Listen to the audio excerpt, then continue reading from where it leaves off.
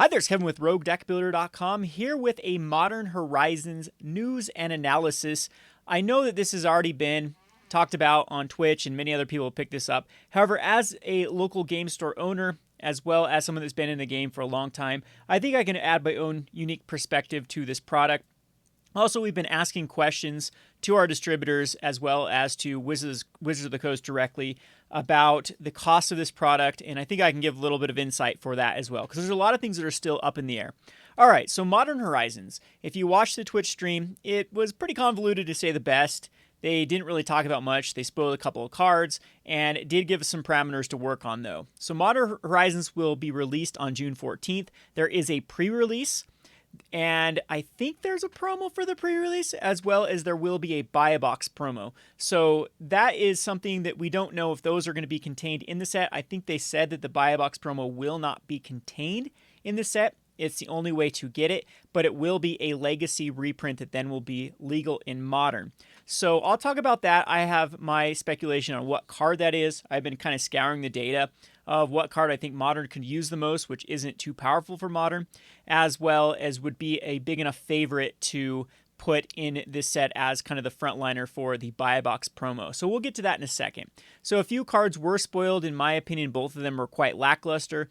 The first being Cabal Therapist, which I think people are overrating big time, because if you actually look at the scenarios of this card, I don't think that this is going to pan out in Modern. So it's a 1/1 menace, and at the beginning of your pre-combat main phase, you can sacrifice a creature. So you don't have to sacrifice the Cabal Therapist itself, but so it's good if you can protect this card and then start ripping out cards later on. However, if you're looking to use Cabal Therapist by itself, you're going to have known information in their hand on turn number 2, which is going to be very, very tough. There would have to be some sort of zero-cost spell. Is there like an Urza's Glasses type card? They've already banned Gitaxian Probe, which would work with this card.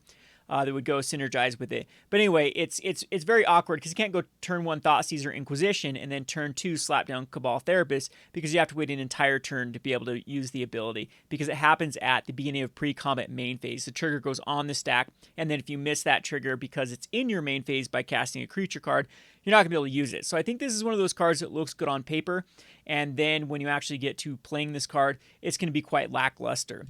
It could just be a bolt magnet, which in some decks might just be good enough. There might be situations where this card is just extremely strong versus decks. I'm looking at like Ad Nauseam, for example, a deck that gets a while to get going. Like, this card might be playable as a sideboard card against these slower Trons, Ad Nauseam type decks, because you can probably rely on this card sticking around, and then you can actually start ripping out cards. And then it's also a renewable resource to rip out cards the next turn. So not going to be unplayable, but definitely not going to be the power level people think it is. And the Sarah the Benevolent is also an interesting card, but it has a lot of cards it's already competing with. People are talking about in tokens. Not so much. I think it's going to be another one of those sideboard cards that if your opponent doesn't have ways to get rid of creatures, this is going to be a great card to just +2 and then immediately ult, and then your opponent has to win another way by killing your creatures. So a lot of people are saying use hexproof cards, use indestructible cards with Sarah the Benevolent. However, I think that this goes exactly in that niche situation. You're going to be going against combo decks that aren't really looking to get rid of a creature you control. So even decks like Bogles, for example. And then you'll be able to throw ult Sarah the Benevolent, and then they just can't beat you because they can't reduce your life total less than 1 because you control a creature. So forget the indestructible, forget the hexproof. This is going to be another sideboard card, in my opinion, to bring in versus decks that aren't removing your creatures, aren't really interacting with your board. All right, so what we know is there's going to be 15 booster packs, 1 rare or mythic, 3 uncommons, 10 commons, and 1 basic land. Does not appear to have a foil in the pack. This is not a master set. That's the biggest difference. In other ways, this basically kind of is a master set, but this is actually more like Battle Bond and Conspiracy. Speaking of those two sets, those were 2 sets that were considered print to demand. What print to demand means when you compare it to limited print run. Limited print run has what is called limited printings. So Wizards is going to figure out what they think they need, and then they're going to print that in print runs, and those are going to be limited. And then if there is demand, then they go back and say, okay, we're going to do a second wave, or we're going to do another printing of this. Print to demand is typically reserved for standard. They usually give a time period. Right now, I believe they want to shoot for 18 months at least. I don't think that, I think Our Devastation and Rivals of Ixalan went out of print, but they still had plenty in stock, and they just figured that those wouldn't sell within the last 6 months of their standard season. But most print to demand standard sets will last their given 2 years. As long as there's demand for them, they'll still print it. So Dominaria, for example, if people continue to buy Dominaria, they'll continue to print it until they figure that they have enough stock for the remainder of the standard season. Conspiracy was done as a print to demand. They actually printed many waves of Conspiracy 1. Conspiracy 2 just wasn't as popular after those first few waves came out. That they did, though. They planned on it being in stock, and we're going to print into that demand into stock for like a 6-month period. And I'm thinking that this one, since it's called the Modern Horizons 1, is going to be printed until they figure they have enough supply until Modern Horizons 2 comes out. And in my opinion, I think this is going to be every year or every 2 years. I'm thinking it's going to be every year that these particular sets come out. All right, so let's talk price. The only known information that we have is that this will be on Magic: The Gathering Online for $6.99. Now, this is a weird signal because most of the time it's been discounted on Magic Online comparatively to paper. However, this time around, I'm thinking that that's going to be about the price that this set is going to sell for. Now, the problem with this is they got rid of MSRP. MSRP, why it used to matter, is because it set like a value of how much game stores and other retail outlets were able to get it from either Wizards themselves. Like Wizards had a discounted rate. You used to be able to get products from Wizards for about 47% off MSRP, and you'd be able to get just from your distributors basically around 40, I think is the intro level for most distributors if you're a brick and mortar store, all the way up to 48, 49% off MSRP. Without MSRP, then it's going to be kind of up in the air of what this is going to go for. Now, what this does is it gives Wizards a lot of flexibility with being able to sell at the demand price of the market rather than be stuck at the MSRP. Now, I am sort of supportive of this, other than it does create a headache for those retail outlets like ourselves, like us local game stores, because we don't know whether or not our distributors are screwing us or not. We have it's less bargaining chips that we have to the table with our distributors. So I think that one of the reasons they're also going to do this is the Amazon deal. You have to do a thing called price surrendering, and if Wizards of the Coast is going to be pushing these through Amazon, which obviously they're going to be doing, then Amazon's just going to sell based upon market price. That's how Amazon operates. When you have a deal with Amazon, if you are a manufacturer and want to sell through Amazon, or Amazon sells on behalf of you have to do a thing called price surrender, meaning you can't have an MSRP. You can't demand that Amazon sell at a certain value. Amazon figures that out. So that's one of the main reasons they got rid of MSRP. The Wizards rep said that this product will not be available on the Hasbro site. We have yet to confirm that. I doubt it because they are launching that Hasbro site direct to consumer pretty soon here. I don't know if it'll be ready for this product, but it will be at Walmart. It will be on Amazon. That means Sports and More will get a bazillion of these, but everyone else will also get a bazillion of these because it is print to demand. So think Battle Bond, Conspiracy 1, Conspiracy 2, and standard sets are the more this is more comparable to those. So the cards that are going to be in the set are definitely not going to be able to hold up a high price tag because of scarcity. The only way they're going to be able to hold a high price tag is if demand is just terrible, and if just the price per pack is high, because everything gets anchored a little bit on the box EV of how much you can buy the box and actually sell the cards. So the box EV or the box prices will be mostly determined on not the contents, but the price that you're able to get them from either the distributors from Wizards or from local game stores from their distributors. So with the $6.99 that mine and most sets in the past, I'm thinking that the $6.99 is going to be about the paper if there was an MSRP. And so in my opinion, I believe that local game stores are going to be able to get these for about $145 to $160 a box.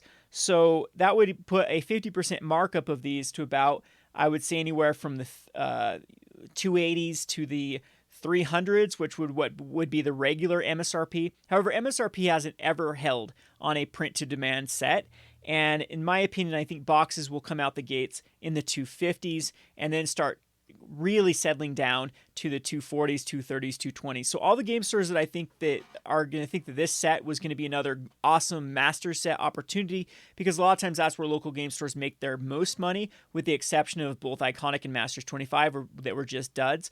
I'm thinking this is going to be very similar like Battle Bond or Conspiracy, where the boxes just get crushed at the first. So in comparison, when box used to be for 144 MSRP, Conspiracy 2, Battle Bond, they all settled around 85 to about 100 a box. So I'm thinking the same comparison is going to be that. That's about a 15 to 20% margins. So I'm thinking boxes are going to be all the way down to about 185 to 200. What will be a booster box if they're valuing this at the $7 price pack that they are going to be selling on Magic the Gathering Online.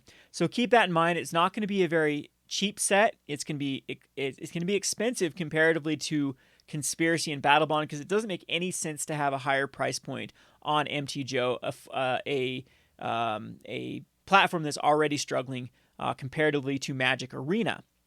All right, so that's what we know. There's a few other tidbits that we were able to pick up from the stream. So first of all, these are going to be, as it states here, they're going to be, for the first time, modern legal for the majority, or for all of these cards actually. Every card that's contained in this set, it will be the first time it's modern legal. So there's actually no modern reprints. Now that actually takes away a lot from the equity. So it's going to be able for us to really, really hyper focus on what cards are going to be contained in this, if they're actually going to be able to get that $7 price that they want out of this. So, I mean, there's not a lot of legacy cards that aren't on the reserve list that actually do hold a decent value.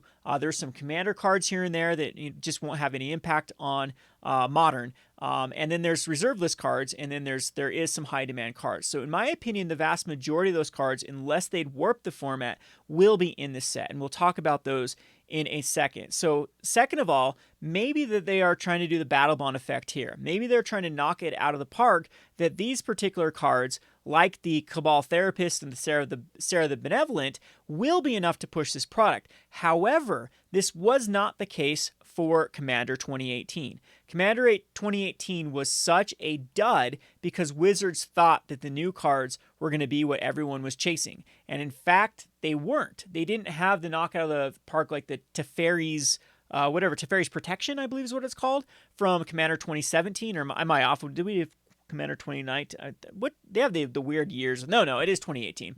So Teferi's Protection was one that was chased, and it was a new card. However, Commander 2018, there was enough reprint equity in the set that it really fell flat. So I don't know if they're going to try to repeat that situation, because Cabal Therapist and Sarah the Benevolent, in my opinion, are not going to be the cards that everyone's chasing after. So there has to be some legacy cards not on the reserve list that I think are going to make it worthwhile for people to want to purchase this set.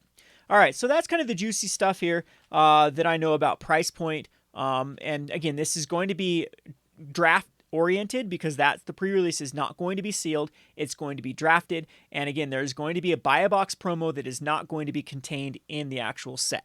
All right, so let's go over to Goldfish here. So the best way to kind of look at what you think is going to be printed in here, I've actually made a list of cards that are actually legal. One of the what I mean by legals are not reserve list cards, but if we go over here to format staples here at Goldfish, and you actually click on Legacy and expand this is also a good way to see what cards are seeing a lot of play here. So the first one here would be like Swords to Plowshare. Personally, I don't think that Swords to Plowshare is going to be reprinted for Modern, because I think that we already have Path to Exile, and Swords to Plowshare just bumps Path to Exile off that. And yeah, it's just probably not good for the format. I think that this is having the worst. I think gaining life is much less of a drawback than going to get a basic land. And I think they want to push people playing basic lands to begin with in Modern. So in my opinion, Swords of Plowshare is not going to be reprinted. Flusterstorm's an interesting one. Flusterstorm has a decent price point. I think that it is a card that Modern could definitely use, Flusterstorm, because it is just a reactive card. It's just counterspell unless pay one, and then it pays one for each one before it. So if there's a big stack, Flusterstorm is good for countering multiple cards. If we go down here, I was actually surprised at how little old school legacy cards actually have been defining Legacy. It's a lot of modern staples that have really taken over Legacy. Anyway, Lotus Petal I don't think will be reprinted. I think it warps standard or warps modern. We already have a problem with fast mana in modern, and I don't think that Lotus Petal, Preordain, absolutely not. We've already banned cards that are worse than Preordain.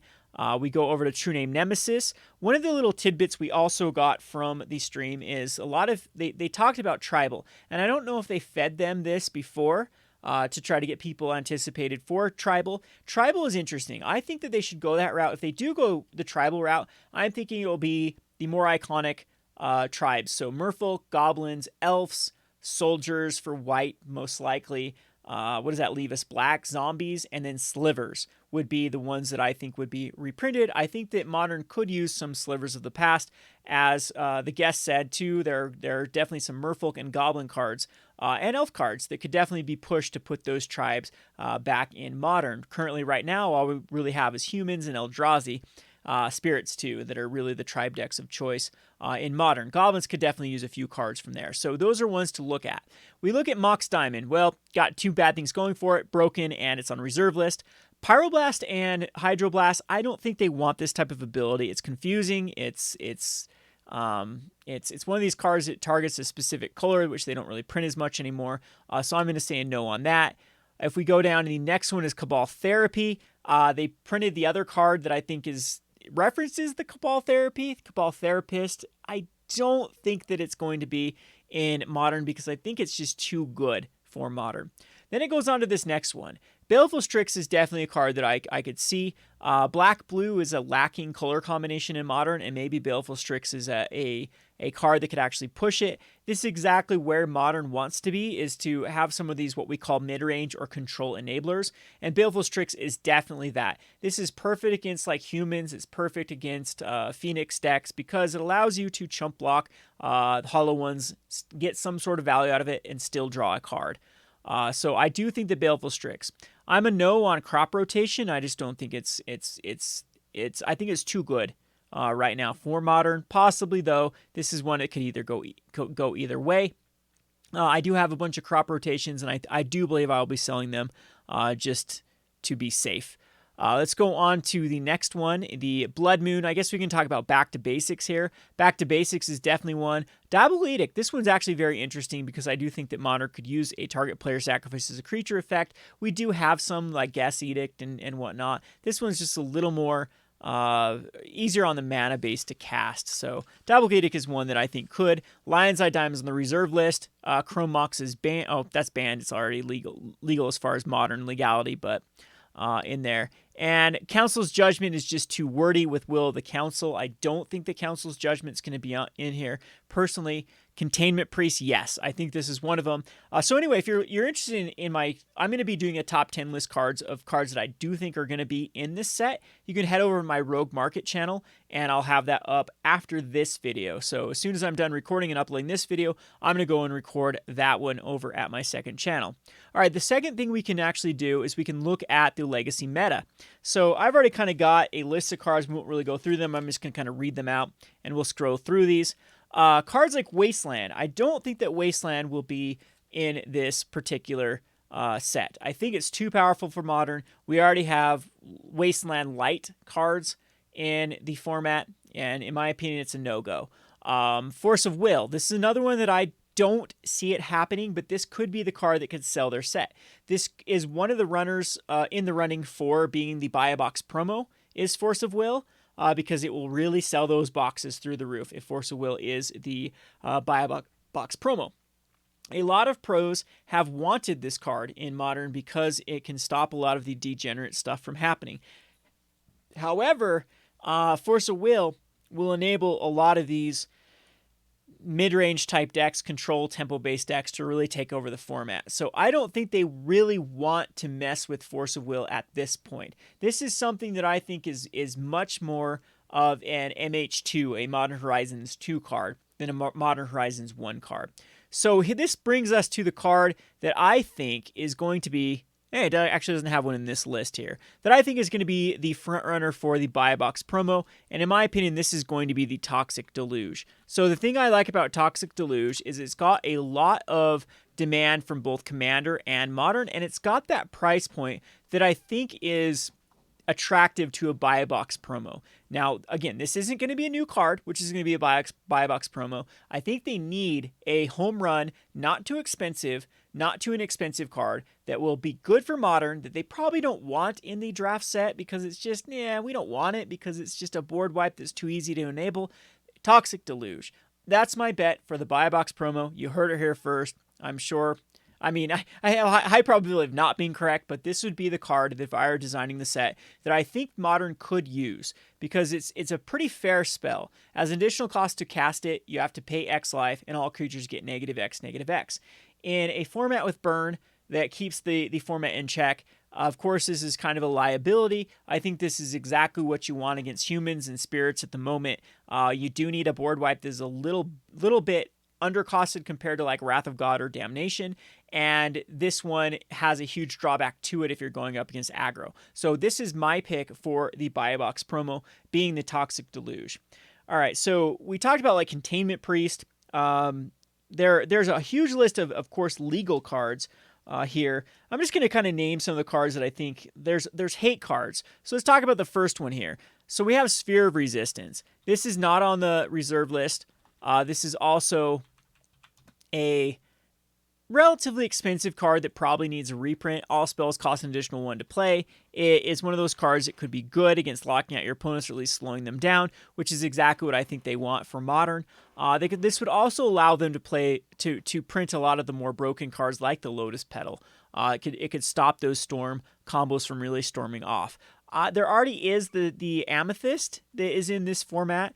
However, this one affects like all spells, creatures or non-creatures. Again, this one I can see it going either way.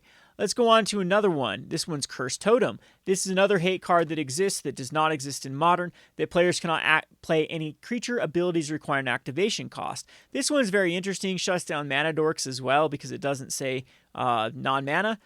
So there are a lot of activated abilities in Modern at the moment. This could be a niche sideboard card. I think this is one they want to bring into Modern.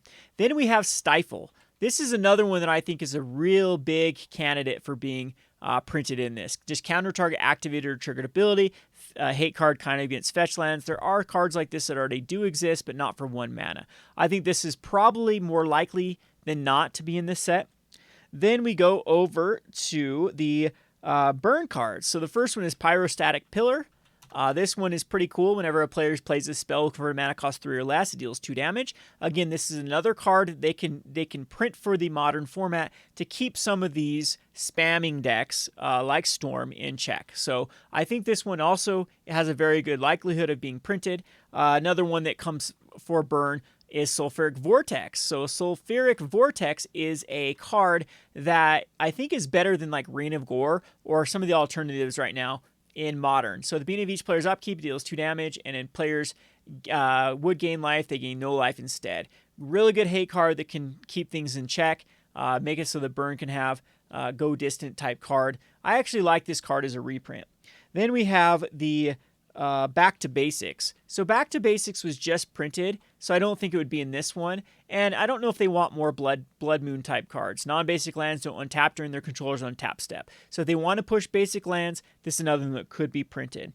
There are a few other hate cards here and there. However, these are the ones that I think are the most likely to be in here. So I'll just do this really quickly, and then I'll do a better job on my other channels. I go through this one. I think Counterspell. Counterspell is another one that I could see being the buy a box promo, but that'd be kind of a dud. Yeah, they make it foil. Yeah, they give it new art, but there's so much Counterspells out there. Just look how many printings this has. It's already been a mass invocation. It did have a high price tag from an invocation, but like I said, there's a Judge promo of Counterspell. There's an invocation of Counterspell. There's a signature spellbook Jace as a counterspell.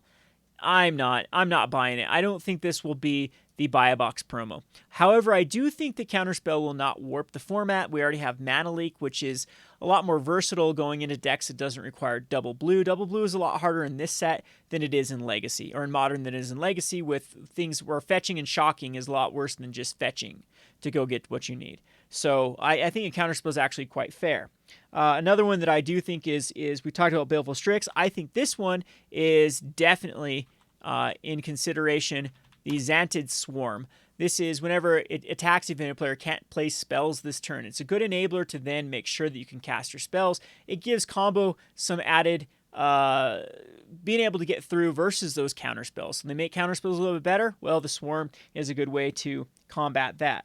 The next one I think is Recruiter of the Guard. I think this one is, if there's any color right now that needs the most help in Modern, I think it's white. And I think it's these creature-based white decks. And Recruiter of the Guard is a great toolbox. I think this is one that it would be very, very needed and desired in Modern. Another one that I like is the Shardless Agent. Bloodbraid Elf is not too good for the format. Well, how about Shardless Agent? This one is just a Cascade 2/2 for 3. There's another color combination that is lacking in Modern, and I think that this one could make Jund decks be Sultai decks. I do like Shardless Agent a lot. Next one that I really, really think that Modern could use is Mother of Runes. Mother of Runes is basically the Legacy's version of like a Taxes deck. It helps protect your creatures that are really messing with your opponent, like the Thalias. So Mother of Runes, we need a good 1-drop for white. This is a card that I absolutely would love for Modern.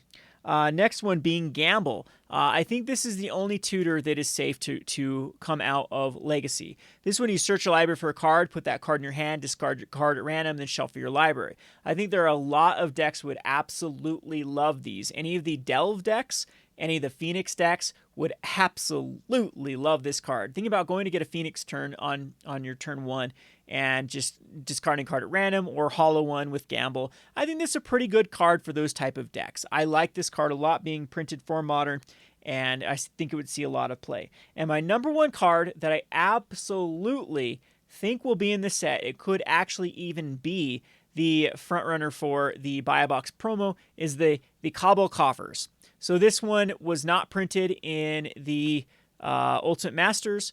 2 and tap, add a black to your mana pool for each swamp you control.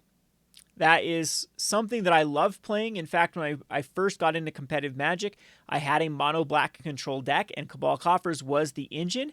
And we have Urborg to Yawgmoth, and I think this one will go great. It's something that needs a reprint. I expect this to be upshifted to a rare or a mythic for this set, so it can hold its price tag. It's incredibly popular in Commander. It hasn't been ever, or well, in a while at least, reprinted. And I think this one is absolutely going to be in the set. So again, if you are a MTG finance type person, I would get rid of your Cobble Coffers. It's too much of a liability at this point. Last but not least, another way that you can do to try to look at things that have eligibility of being reprinted, come over here to Legacy and just pick up these two. This is the all the way from Scourge to Apocalypse. And the other one is from the, so this one is from all the way from Alpha all the way to, what does it go to? Cold Snap.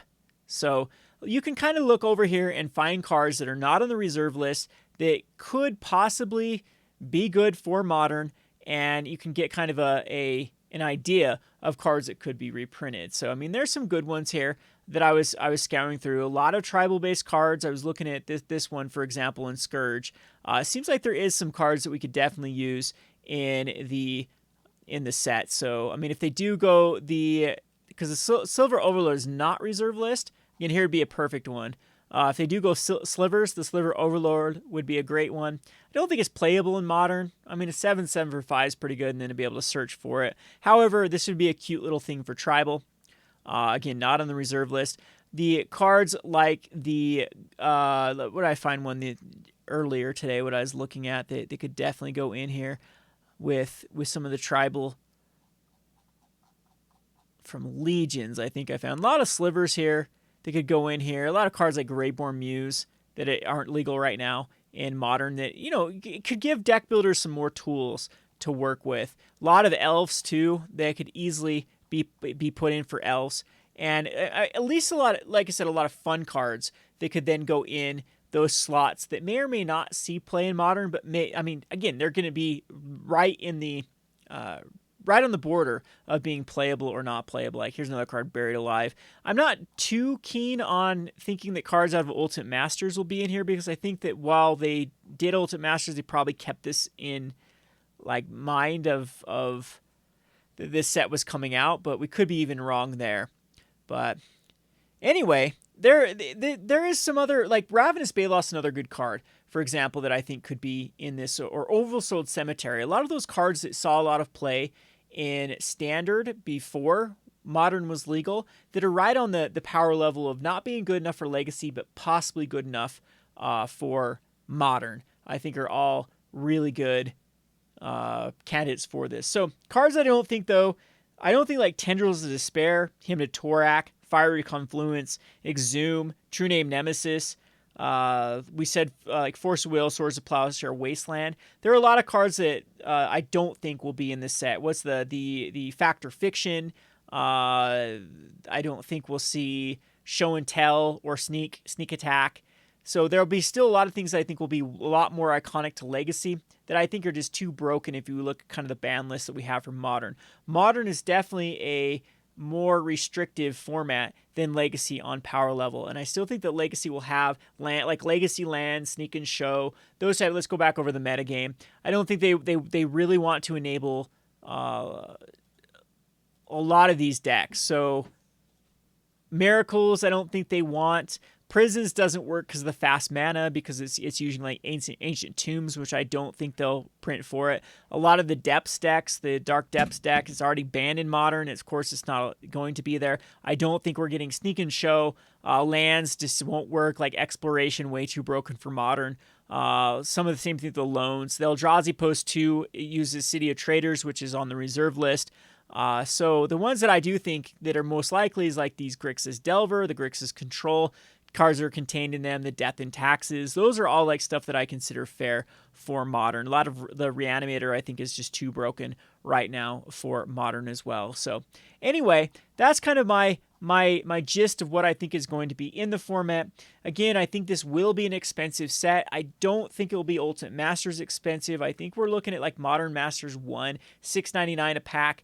Again, MSRP means like nothing because they got rid of it, but there still is going to be a distributor cost. Speaking of distributor costs, I'm always going to kind of pimp out my Patreon /subscribestar/ just PayPal me each month to join the Pirates Plunder. It's kind of a club we got going on here, the Cool Kids Club at Rogue Deck Builder, that you can sign up, and for anything over $10 a month, there are different perks that you can get distributor pricing. So I have shipped off thousands of dollars worth of Battle Bond and Master sets within the past month as those have started to spike up in value, and I have made a lot of people a lot of money. So it helps me. We get a subscription money each month. It helps keep us going, helps my production keep going, and it also has no effect on me because this is stuff I probably wouldn't buy anyway for my small local game store, and it helps you get cheaper prices. So you'll be able to easily beat Amazon or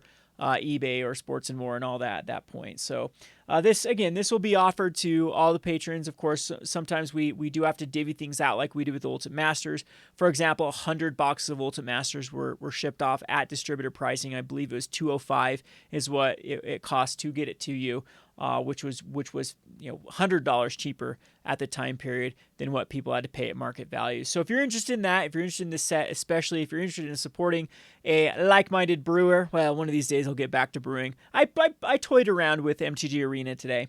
I've just been kind of out of Magic, out of competitive, out of playing Magic recently, but I'm sure I'll get back into it. If you're kind of interested in that, definitely go check out my Patreon, link in the description below. Just message me on Twitter or email me. You can even Facebook me, and I'll get to it in a week because I never check Facebook. But anyway, that is kind of the list of cards. If you're looking for a more in-depth, come over to the Rogue Market right after this video, and I'll be picking some of the cards. I kind of went through it there for you, though. Anyway, this has been Kevin with Rogue Deck Builder. Thanks for watching.